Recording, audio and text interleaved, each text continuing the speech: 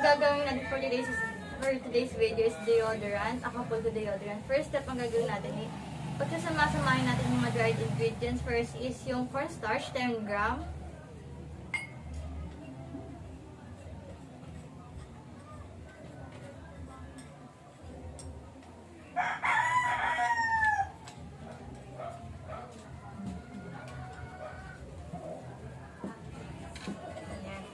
Sunod naman itong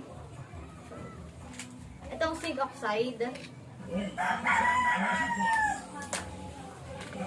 Gamit tayo ng scoop.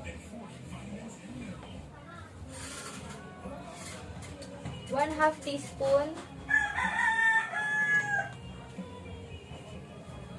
Isa.